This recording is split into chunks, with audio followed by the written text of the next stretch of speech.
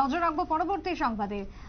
শনিবার শালবাগানে airport oxygen park সংলগ্ন এলাকা থেকে উদ্ধার হয়েছে অবৈধ পরিমাণে বিপুল কফ সিরাপ এবং তার সাথে এসকফ সহ আটক করা হয় এক নেশা কারবারিকে।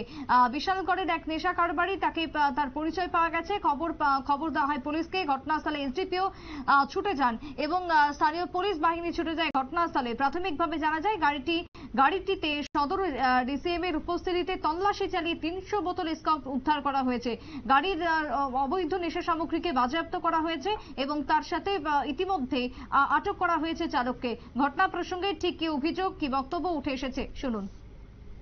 সন্ধ্যাবেলায় আমাদের কাছে একটা খবর আসে, অক্সিজেন পার্কের মুখে ওই এলাকার কিছু লোক একটা গাড়িকে ডিটেন করে এবং গাড়ির মধ্যে কিছু নার্কোটিক আইটেম আছে, ওরা সন্দেহ করে গাড়িটাকে ডিটেন করে এবং নার্কোটিক আইটেম আছে বলে আমাদেরকে খবর দেয়।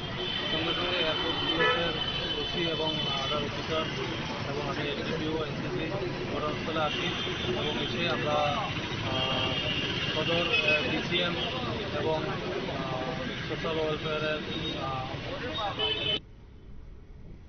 পুলিশের বক্তব্য আপনারা শুনলেন। ইতিমধ্যেই পুলিশের সাফল্য নেই বললেই চলে, কারণ স্থানীয়রা উদ্ধার করে খবর দেয় পুলিশকে। আগামী দিনে নেশা সামগ্রী রোখার জন্য এবং তার সাথে নেশার এই পাচার বাণিজ্য রোখার জন্য আরো অধিক পরিমাণে সচেষ্ট হতে হবে পুলিশকে, এমনটাই বক্তব্য উঠে আসছে ইতিমধ্যেই ঘটনাকে কেন্দ্র করে।